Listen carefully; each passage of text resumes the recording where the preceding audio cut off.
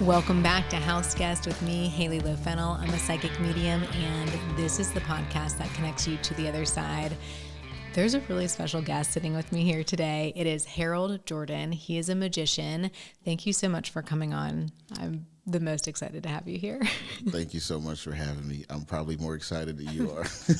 I met Harold at a school event. He came to our school's auction and he was doing magic. I was like, this is the coolest thing. I've had a series of things the past few months that have brought me back to the magic of what I do.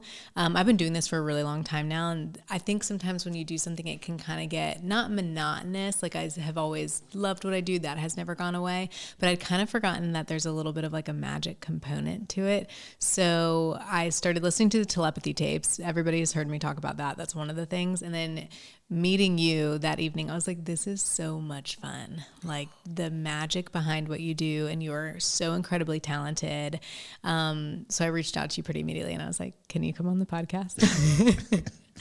And introduce yourself to everyone. Can you, I usually say this for the end, but we're going to put it at the beginning and the end. And this is going to be a 2-part episode. So make sure that you guys listen in for next week too. But can you tell everyone where they can follow you and how they can find you?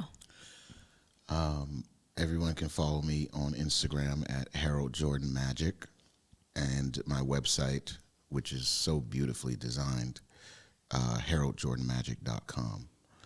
Yeah, I love it. So you guys reach out to him, and we'll get more into what you do and how you got into what you do at some point, I'm sure. But have you ever had a psychic or a mediumistic reading before? Never have. This is my first.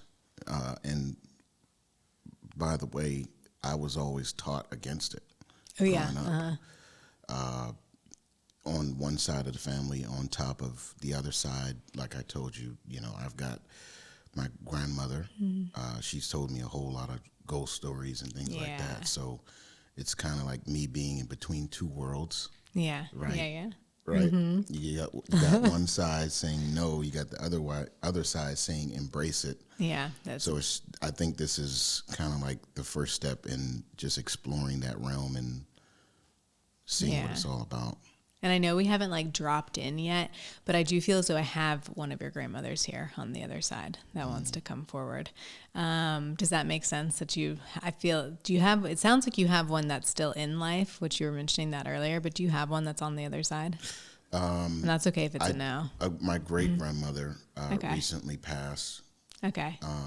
And we'll get into that in a second. But driving over here, I've done this thing. Lindsay's heard me say this before, where I'm like, hey, you guys, like, don't come sit with me. You guys, as in ghosts, people from the other side, like, don't come sit with me until I'm sitting with someone. I haven't been able to help it recently. There's just been people kind of tagging along. And so I felt her coming. And then right before we popped on, Harold was saying that he has a grandmother who has some good ghost stories. And I was like, oh, that grandmother sounds like she's still here, like still alive. And I was surprised a little bit. Yes. But I was like, I'm just going to check in with him because I feel someone on the other side wanting to come through that feels like they're in that sort of realm. But I'll do my thing. What I'm going to do is I'm going to like close my eyes. You're going to close your eyes just for a little bit, and that's optional. You can also leave them open. I will walk you through a little visualization, and then we'll get even more deeper into the connections that are happening. But I hear you when you say half of you at least was taught against it. I get people that sit with me all the time that say they're not sure about this, that they were taught to not connect in this way. I think what I do is maybe a little bit different than what people expect, though. When I connect into the other side, it really is in like a loving and supportive way. I don't get bad messages. Some psychic mediums do. Different people work in different ways, of course. For me, I feel as though when we are truly, truly connected in to the other side, that they are there to give us loving and supportive messages for us to move forward in life. They don't ever want to like stop us in our paths. They may say something like, hey, go check this thing out, or go do this thing instead of this thing, or you're not living up to like your greatest and best potential because you're not believing in yourself. Maybe there's something like that in there, right? But it is never meant to stop us or halt us. That said, I've never had anyone do this before, but if at any point you get uncomfortable, you just let me know. You're just like, hey, like no this is my stopping point, and we'll just switch to a conversation. Does that sound good? Yeah. Okay. Yeah. But I also preface it with all of that to say like, it's going to be good. Like it's going to be good things that Amazing. come up. So you'll hear me kind of drop in and I'll pull forward some people that are there on the other side. My intention, of course, is to get to the people that you really wanted to connect in with, the people that you really want to hear from. And then there'll be also an option to ask them some questions. They know that you're here today. They knew that you were coming. Even if they themselves didn't believe in this in life, they now have a different perspective of what it's like to just be human. And so they come forward with a lot of compassion and love and care. And they just want to give us the messages that they now know that we need to see here and now. Does that make sense? Yeah, it does. Okay. Do you have any questions around that? No, not yet. Okay. All right. So what I'm going to do is you'll kind of see me sketching too and closing my eyes a lot throughout the whole thing. But to start... I'll have my eyes closed. Okay. Well, and you can open them in a little bit too, because sometimes you'll need to like kind of see what I'm doing. I talk with my hands a lot. All right. I'm going to do this. Okay. So for now, if you want to close your eyes, I'm going to close mine too and just take a few really good deep breaths. And just start to imagine that we're meeting in a really big, wide open field.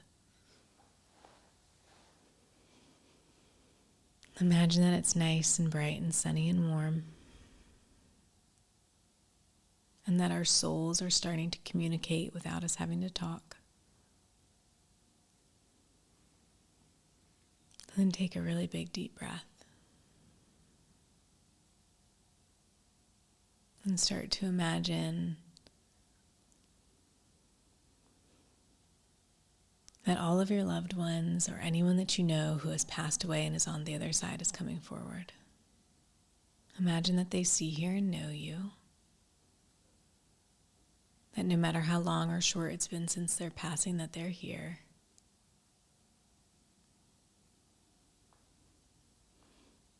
That they're ready to give you messages. And then just imagine them coming closer and closer. Imagine that they support you, that they have compassion for you. You might even start to feel them come so close that they're in the room with us. Or you might just simply be even more or just slightly aware of them than you were before. And then just take a really big deep breath.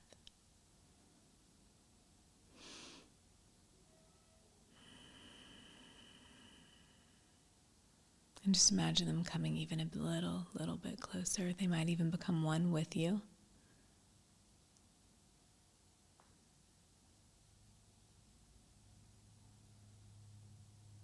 And just knowing that they're here for you. And knowing that connection happens through feelings, it happens through imagination, and just holding on to that for a little bit longer.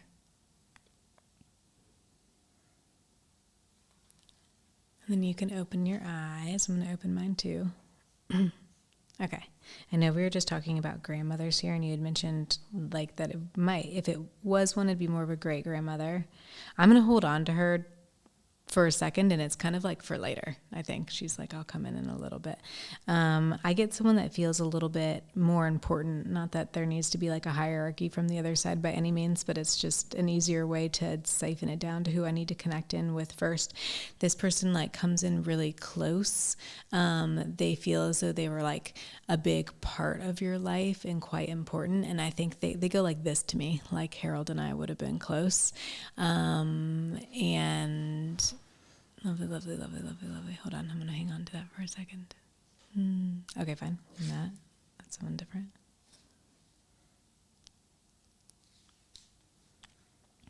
And quite possibly more like in your generation, and they want to like stand next to you. Sometimes when they do that for me, it's like either like a friend or a sibling or something like that that stands like right there in that space for me. Does that make sense to you?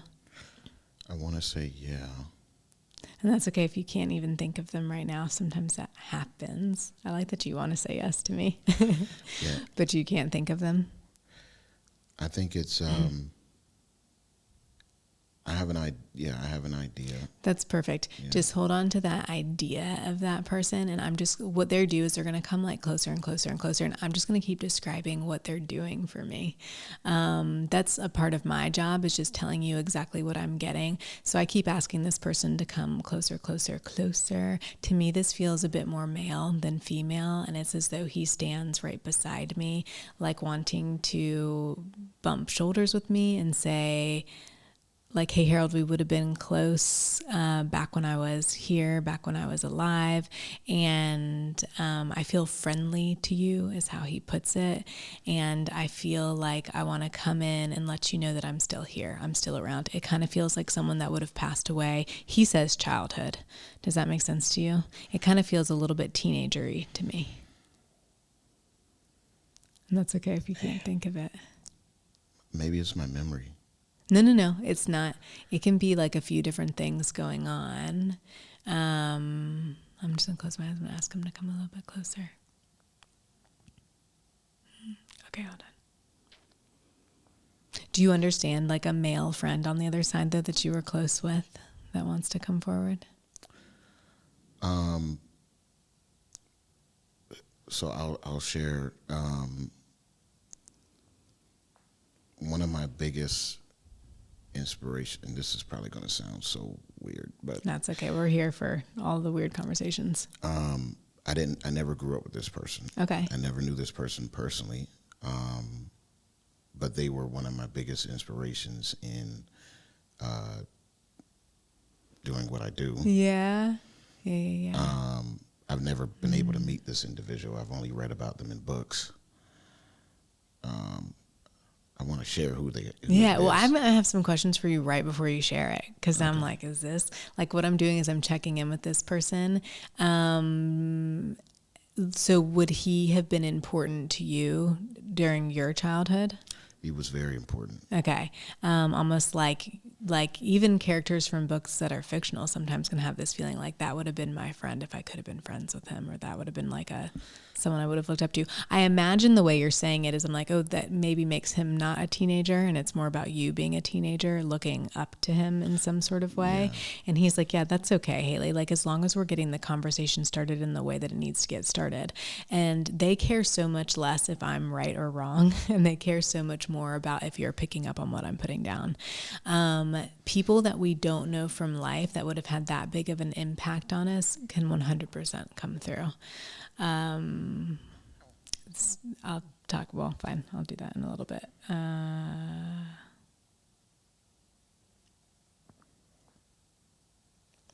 Okay, hold on. I'm just gonna get something else from him. Good. And then I'm just going to check in on this information. Do you see yourself now, like if you were able to, or if you could meet him now, being like, look at me, like I have, this is a funny way to say it and maybe quite weird, but like I've grown up and I'm doing what you did. Like I'm as big as you, or like I'm like, please be proud of me. Like here I am doing what you did. Yeah. Does that make sense? He keeps doing, like the minute that thought comes into my mind, he puts himself like shoulder to shoulder with me. And it's a little bit as though I'm you. And this sense of like, look at how far Harold has come. He should be quite proud. It feels really good. There's definitely like a connection between the two of you in what you're doing. Does that make sense? Will you tell us a little bit more about him? Because I think my frames of references for this are going to extend as much as I've done it. Yeah, and you just take your time. Gosh, Hailey. I know. You're not the first, I promise.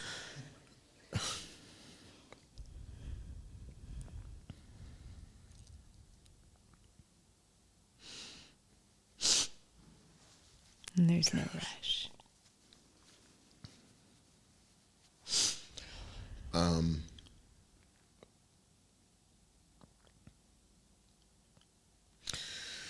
An old mentor of mine. Yeah. Named Brian Blankenship. That's his government name. He goes by Brian Van Doren. as a magician.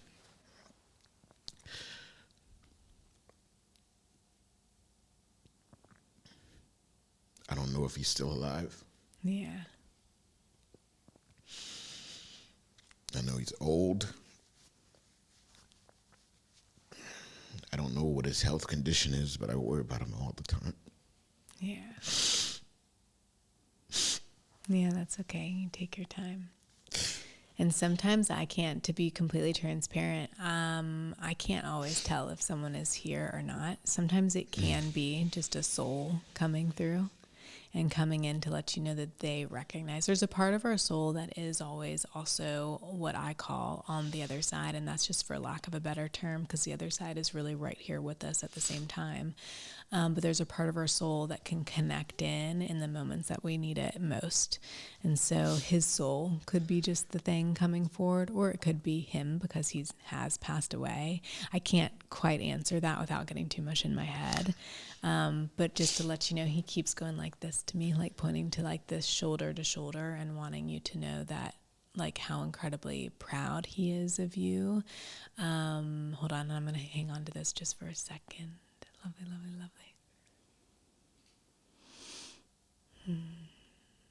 And it's a little bit, I know that you do card tricks sometimes as a part of your magic. That's just, he does this in a funny way.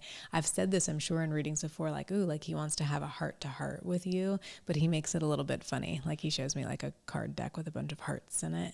And he's like, let's do this thing. Like, let's have a heart-to-heart.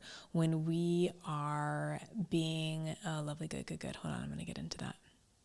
He also says something about his life going so far, but having these similar to you, but struggles in it is how he puts it. He's like these stopping points where like I almost thought I was going to stop, but then I kept going. Or then I did stop for a little bit, but then I was always led back to it. He says something like parallel along to you, where he's like, Harold has had these times in life where he has thought he was going to have to stop and do something else. And he's proud of you for kind of being like, yeah, no, like I actually just, this is the thing that I need to keep going with. It might need to like change a little bit here and there, but that's what keeps it exciting. Does that make sense to you? Yeah. When we started, I had someone else in mind. Yeah. You said male, but as you kept moving forward, I think sometimes it takes me a while to get out of my head as well, which is why like my mind is kind of opening a little bit more. But yes, so my mentor, Brian Blankenship, this person I met. Yeah. Okay, good. The first person I never had. And sometimes if they're kind of alike too, they can, what we call piggyback on each other. Yeah. So you've met Brian, right? Yeah. Okay, lovely. Yeah. The unfortunate thing is, we spoke for years on the phone. Yeah. And finally, after a time of us not being in contact, and then I ended up getting married, and me and my wife, we ended up going to meet him in Myrtle Beach. Oh, I love that. And we've only met once. Yeah. But then after that, you know, it wasn't too long before we lost contact, just because he was already alluding to him retiring from doing magic. And like you said, he's funny. Yeah. He's the most unbelievably funny individual you could meet.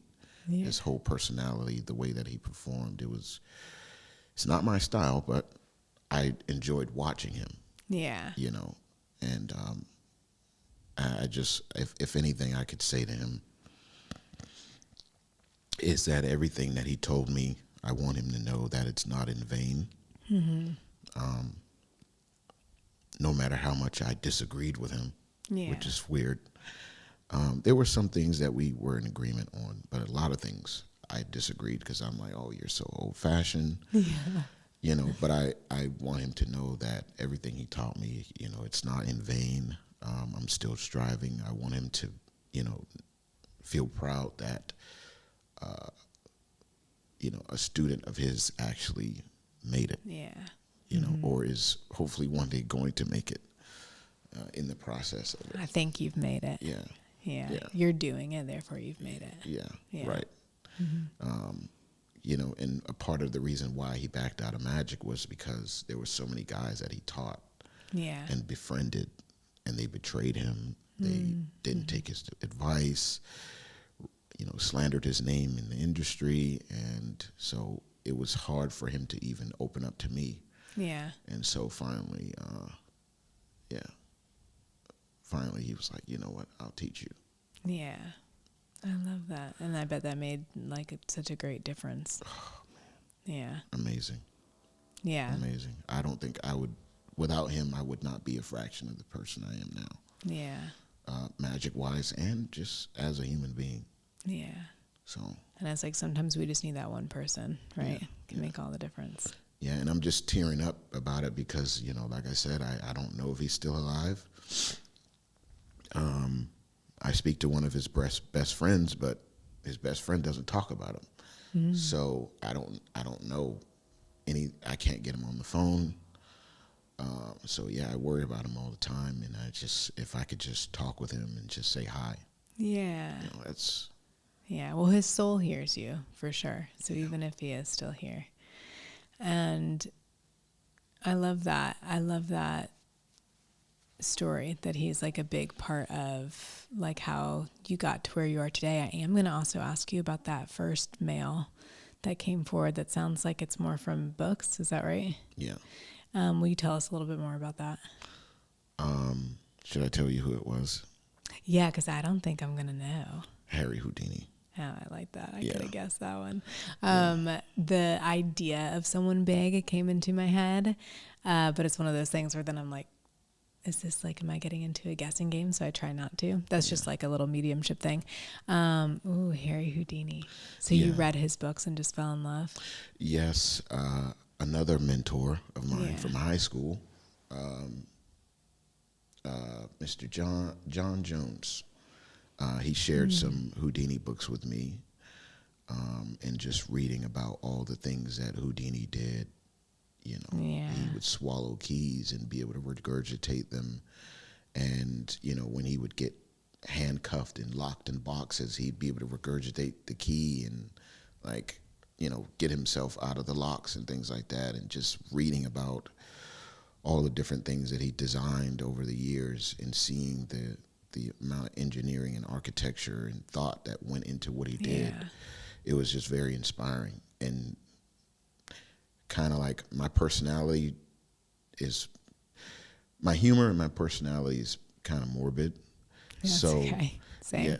Yeah. So, you know, seeing him stuff like, you know, locked in a box, and then the box gets thrown off a bridge. Yeah. You know, and it's in the water, or he would tie a noose around his neck and like he'd have to escape, or I mean, it was just the most bizarre ideas he would have. He would even take medieval devices and figure out ways to. Well, long story short, you know, reading about it, my personality was sparked by that. Yeah. You know, and I was able to relate so well with it. And I have, you know, dreams and aspirations on probably doing some of those things at some point in my life, at least once. But the reason why he came to my mind was because, you know, it was a huge thing back in the 1920s and 30s. After he died, you know, people would try to contact him, even still now. Yeah. And I remember during one of my performances, I was at a restaurant and a young lady, I don't know if it's true, but she told me that she was like a great, great niece of Harry Houdini, you know. So I thought that was like, oh my God, like we're crossing paths. Yeah. Almost. I mean, for sure. I'm a big believer in there just are no coincidences. So sometimes you're like, gosh, like how cool would it have been to have met Harry Houdini, and then you cross paths with a relative of his. sometimes that's just their way of like, hey, like I'm here for you. He's the, like, he and the other people you mentioned, even your teacher, who I can understand maybe is not in magic, but John Jones, like that all of a sudden gave me like a little tick in my body, are the ones, like all three of them could stand right next to me and be like, can you please just tell Harold that like, it's it, he's doing it, it's it. When I think of, I'm going to do this thing real quick because it's been kind of sort of trickling in here and there. I'm going to do this thing talking about like path forward sort of things, or things that are coming up for you. Hold on. Okay, that'll be good.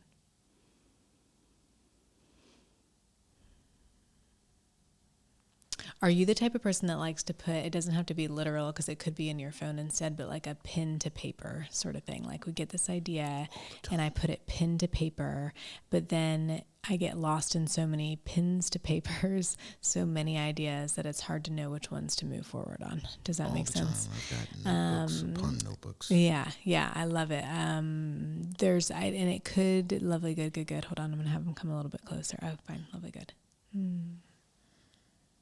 This is more of like Harry Houdini. I'm going to say that especially because he's easier for me comfortably to like attach onto, because I know he's passed away. So sometimes it's easier for me to be like, okay, like I know that you've passed away. Can you come a little bit closer, and start talking about it? He says something along the lines of like, same. Do you understand, Tim? I know that you read books by him, but there are also like notes by him. Have you ever seen his actual handwriting? Yes. Okay. He like points to that and he's like, it's not the most legible thing in the world, Right. but it's so fun to decipher. And so then he looks at you and he's like, let's go back to some of these ideas. Your handwriting is much more readable. And he goes, I'll come along with you and help you decipher them. Like if you're getting stuck in these little points, he's like, all you have to do, and I say this in readings all the time, is be like, hey, Harry, like, come along with me. He just made me call him Mr. Houdini, I think, instead. But Mr. Houdini, come along with me and help me figure this one out. Like, I want this to come to like some sort of conclusion, or to have some sort of evolution to it. And he's like, I'll come along for that all day, any day, is how he puts it. He says the biggest ideas, of course, are the best. Like the scariest ones are always the best. I recently was on vacation with my kids and they were so scared to jump off. He just like rushes this into my imagination. They were so scared to jump off of this dock that was very, very, very high up. It'd be kind of like cliff jumping, but not. It was on a dock. And so they made me go first, which was fine. I did it scared, right? Like we do things scared. Like it's not like that ever goes away. Like giving readings, it's not like I'm doing it from the most comfortable spot ever. Like I'm doing it scared sometimes, but I just decide to keep going.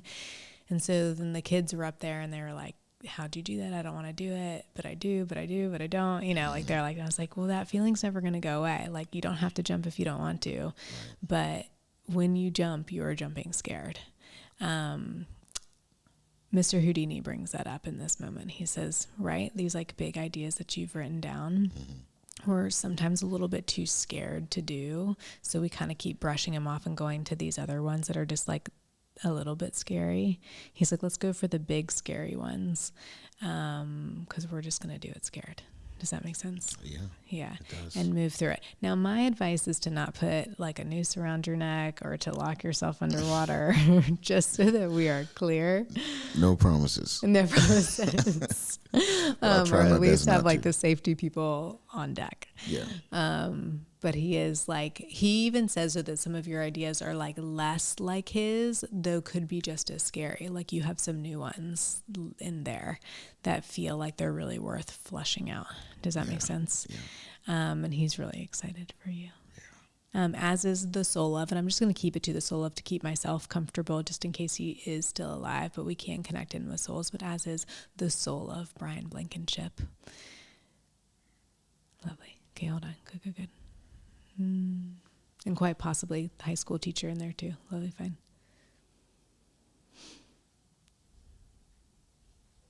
Do you have any other questions for any of them?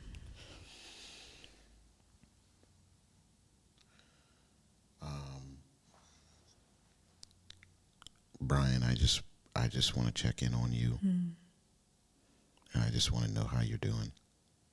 I have a question for you. Does he feel almost fatherly like to you? Yes. Because there's someone on the spirit side that I think keeps bringing that up. Like, I'm fatherly like. Yeah. He just says, good. I would definitely consider him to be my father when it comes to magic. Yeah, for sure. I like that. He's where it all started. Magic. I like that. I really like that. Okay, good. Okay, I do say this often on the podcast, and he's like, "Well, go through that thing that you say." And I was just checking in with him. They are all okay on the other side. It is like a feeling of just not having a body anymore, and we're no longer constrained by time or space. And so they're able to like be with all of us all at one time, even on just a soul level. It's like, I'm here, I'm there, I'm everywhere. There's kind of a part of us that's here, there, everywhere too. Right. But we're also meant to, like, because we have bodies, like, to be anchored here right now. It's like all good, all okay. And like quite proud. He does that thing again. He like wants me to sit up like proud, wants you to sit up proud, and just says like quite proud of you, proud of myself even, especially for enduring and lovely, good, fine. Do you understand like the move away, not just from magic at some point, but like a literal move, like I switch places with someone, or like I move further away? Does that make sense? It could be talking about you, but I think he's talking about himself. That he switched. Like, I'm sorry, can you repeat that? I know that's a funny way of saying it. He goes like this for me, which is like, and then I moved away, quite possibly around the time when you guys stopped seeing each other as much. He talks about like a move to somewhere else or a move away. Does that make sense? It's very possible. Okay. I don't know off the top of my head, but I definitely want to inquire about it. Okay.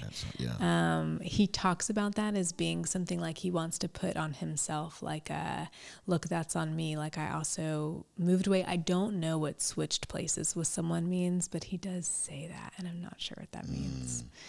But he's like, that's on me. I did that, is how he puts it. The only thing that comes to my mind is he's a grandfather, but not biologically. Okay. That's lovely. Yeah. I think that's about the only thing that comes to my mind. And he kind of, took the place of, like a different role, a different sort of thing. I think that could be kind of in there, something like that. But just remember that I said it, like switched places with someone, did something. And it's like an idea of like, and therefore like I got busy, or that's on me. And so like there was less time for him even to reach out to you. Like it was a both-sided thing, sort of thing.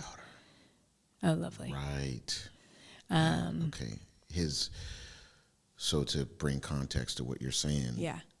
Essentially, that's also a part of why he had to back out of magic and mentoring and things and teaching, is because he invested so much time into his granddaughter that, he didn't have time to perform. He didn't have time to really, you know what I mean? Like he didn't he just didn't have that. So yeah.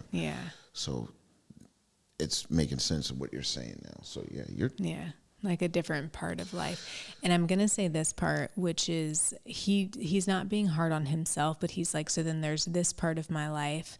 And so I went this way. But he says, for you've constantly made the decision to stay in it. You've had opportunities to leave it. But it is the strength in staying that is taking you places, just to let you know. Yes. Does that make sense? Absolutely. And that's kind of from like everybody, even great-grandmother, who I feel is on the other side. Are you okay if I pull her forward? Or is there anyone else on the other side that you were hoping would come through? No, I think she would be good to connect with a bit, for sure. Okay, good. Because she's kind of the one that has been following me around a little bit. She feels really lovely to connect in with. And what I'm going to do is I'm just kind of switching out energy. Lovely, good.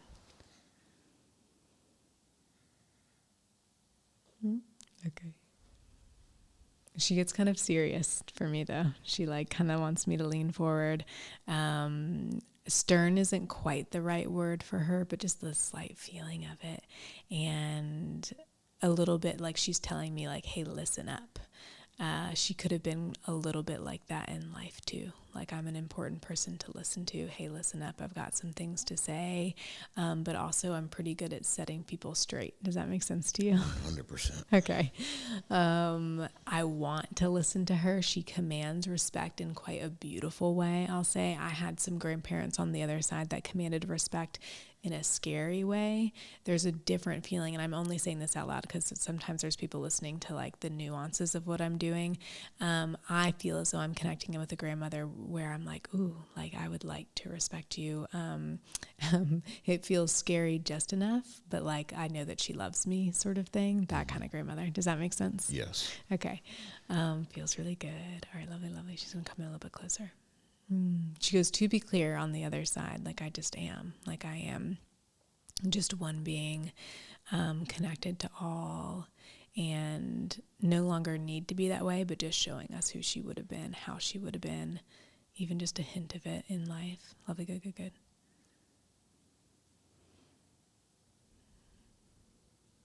And okay, fine. And then the people around her, especially you, especially people in family, would have known how much she loves you guys. She's like, I love you guys so, so much. You would have known that. Does that make sense to you, Harold? Yeah, okay, absolutely. That's definitely the lasting testimony yeah. about her. Like you said, she had a way of when she needed to say something. Yeah. You know, it's like when she speaks, you listen. Yeah, you know, and like you want to, too. Yeah, you definitely want to. Like you're not just like, fine, I'll listen, and like close yours. Like, right. Okay, all right, I'm listening. Right. Because you have people where they just, they talk and it's like, okay, yeah, they're just talking. Yeah. But then some people, it's like when they speak, it's like, oh wait, that kind of means something. I need to pay attention. Right. That's her.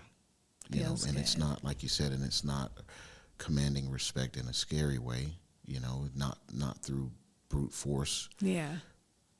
It was just more like for your well-being. Yeah. And she's like, and I mean it. Right. Like, I mean it. Yeah. And I want you to do well. Yes. That's how she puts it. She's like, I want you to live. Maybe even a righteous life could be like a word that she would use. Yes. And she's like, and I want you to live that way. She's like, but look, here I am on the other side, and I just want you to live your life. She was a preacher. Hello, I like it. There you go. They'll do little things like that all day long, and it's so much fun. Yeah. She's like, but look, I see you here on the other side. I want you to live your life, like the way you want to live it. Like, what are the things that are important to you? And she sees you doing it, of course. She's like, let's go, let's go, let's go. She sees your wife too. She actually like steps in for her quite often from the other side, and is enjoying being around her, just to let you know that.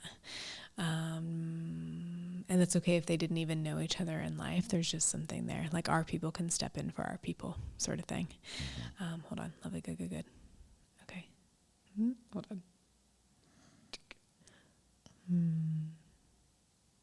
Okay. What is it around, like, celebrating her? It might have been around her passing or I think around her birthday, celebrating her for like days in a row. Like, it feels more like they're celebrating me, and it's not just one day. It's like 3 or 4 or 5 days. Like, it's this big, long celebration. Does that make sense to you? I mean, well, two things come to mind. I think, if you met her, or if you already knew her, but every encounter, it's always like it leaves an impression on you for a while. So there's that, and then also I think just after she passed, I think it was last year. Yeah.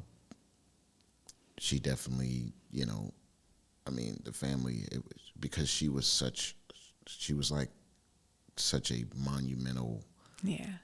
Kind of like how we say big mama of the family. Yeah. Yeah, right? So, after she passed, it was kind of one of those things, like everybody was just so like, what am I going to do? Oh my God. She's the person that I go to for direction and advice and, counsel and all these different things. And so, everybody had to, for a while, everyone had to regroup themselves. Yeah. And say like, it's kind of like with the body when you lose a leg, now your body has to completely reconfigure itself to learn how to move without this one leg now. So it's kind of the same way. Now that she's gone, not so much me, because I didn't really have a good relationship with her. Well, no, I wouldn't even say if it's good or bad. It was just, how someone, and you connect with them in small ways, but you don't have that, like, you're not like the umph behind it or something. Right. Yeah. And so I think the only way that I really related with her was she was a big fan of wrestling. Oh, I love that. Yeah, and so same with me. So when when I would go to her house, I would go to watch, Friday Night SmackDown and watch The Undertaker and all these different things. So that was how we bonded. Yeah. First of all, I love the duplicity of a preacher being obsessed with wrestling. I mean, it's just like such a perfect encompass, like, statement of a human, right? Like, we're never just this one thing. Like, we're always so many things. Yes. I really, really like that. And I like that that's the way that you guys found a connection with each other. Just even hearing you say that story or have that memory feels like she's coming in even closer, like, so whenever you are watching wrestling, she can be there with you. She can be with you at all times, always. I also really like how you describe her as the person that most people would go to for direction. I am going to ask you a question. Fine. You can still do that, of course, from the other side, but a way to call her in closer to be like, okay, like, let's talk about this wrestling thing real quick. Did you see it last night? Can you believe this person won? I clearly don't know enough about wrestling to have this conversation, but something like that. And then she'll come in closer, and then you can ask her, like, the bigger questions, right? Like, hey, like, this is something I would have turned to you for, or so-and-so would have turned to you for. Like, can you help in these ways? Are you around? And she'll start to show you. Was she more around, like, the celebration of life, or that, because she just brings it up again and again and again while you're talking. She's like, I'm celebrated for longer than normal. Does that make sense to you? And that's okay if it doesn't right now. I think I would say, yeah. Okay. Like, it feels more like, there's so many different, like, ways that people can be celebrated. Lovely, fine. But I think what she does is she brings me more towards funeral, like time of passing, and she wants to call it more of like a celebration of life. And she just feels like it's quite big and quite celebrated. She calls it a party. I wrote down party. Yeah. And she even gives me, like, the impression of, like, that she would have been able to throw a good party in life. And so she feels as though people threw her a good party at the end of life. Does that make sense? Yeah, her house was definitely the place to be. Yeah. Definitely for a lot of family gatherings, or even if we couldn't necessarily go to her house, there was another house not far from her, one of her daughters. Yeah. When we would have family reunions and things of that nature, she would go, and everyone found, great grandma's going to be there. Grandma, we call her Grandma Retta. Yeah. Henrietta was her name. Henrietta Jenkins. And so Grandma Retta is going to be there. Oh, man, we got to go because, like you said, we got to hear from the grapevine. Yeah, I like that. We got to get that great count. She's I'm going to use a biblical term here, messenger of great counsel. I love that. Yeah. And that was her memorial, for the family. So I really love that, messenger of great counsel. Yeah. I mean, and that can just, like, still be her from the other side, right? It's like, that's who she was. That's who she is. Right. When we pass, it's just like curating another relationship with them, or the same relationship with them. It's just in a slightly different way. Yeah. Yeah. And I think as well,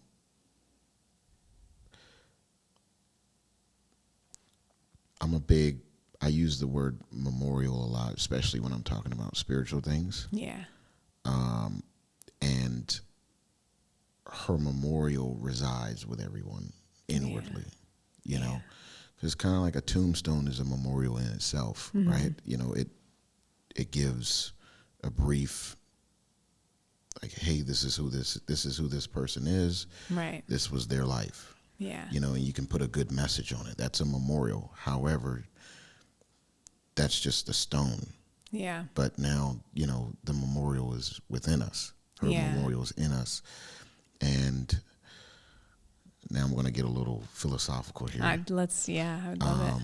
You know, I'm a big believer in eternal life, but not from the traditional religious perspective. More in the aspect of when you teach your children wisdom and, you know, great parenting advice, right? Even after the parents pass, or if they're no longer a part of that child's life for whatever reason, and that child continues in living out what it is that their parents taught them. Yeah. In my view, it's as if their parents are still there. Why? Because they live on through what they taught. Yeah. Even though their physical presence is not necessarily there, but, you know, you still live on within the mind and within the heart of that individual. Yeah. You know, so exactly. So relating that with Grandma Retta, it's kind of the same thing where, you know, she taught so many different things, you know, to all of her daughters and her sons and her grandchildren, etc. I think that's how she lives on with everyone. And her, like, you know, her memorial stays within us in that aspect. So, I mean, I think that's exactly it. It's like that's how we connect into, that's how I'm connecting in, is with my own loved ones, is like through a memory of them, right? Like I think of this thing and there's this memory that develops because of it. And if I can fill in the blanks or not, so be it. But it's that memory that becomes the memorial, like the way that I honor them and connect in with them, no matter who they were in life. Right. Yeah. And I think some people would look at it as like, oh, well, how can they live on in a memory? You know, oh, it's just a thought. Well, memories are based on, you know, your biology. Your memories are part of your biology. Yeah. You know, when an event in your life or a person impacts you and they impress themselves upon you to such a degree to where your whole biology begins to change. Yeah. You know, it's as if you become one with them without even necessarily being one with them.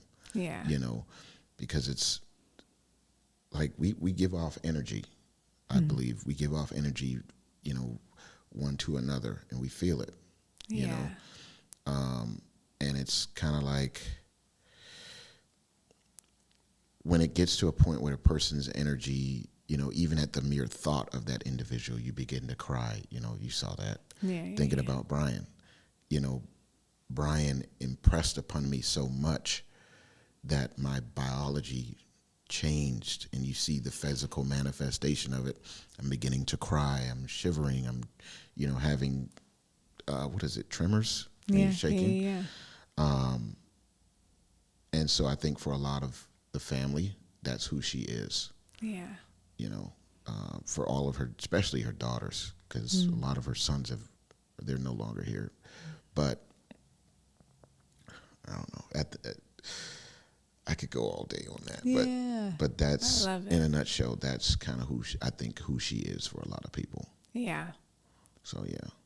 I love that so much. Well, she loves you, and she's here for you. Yeah. And I know that you mentioned the daughters, which I'm assuming would be your aunts, right? Or great aunts. Yeah, great aunts. There. And then my grandma, my immediate grandmother. Lovely. Yeah, lovely. Good. Of course, living on through them and then tiered down to you. I think that's lovely and beautiful. Thank you for sharing that. Yeah. I felt like a lot of that when you're speaking. You put such beautiful words to the way that it feels to connect into the other side, and thank you for sharing that. Yeah. Yeah.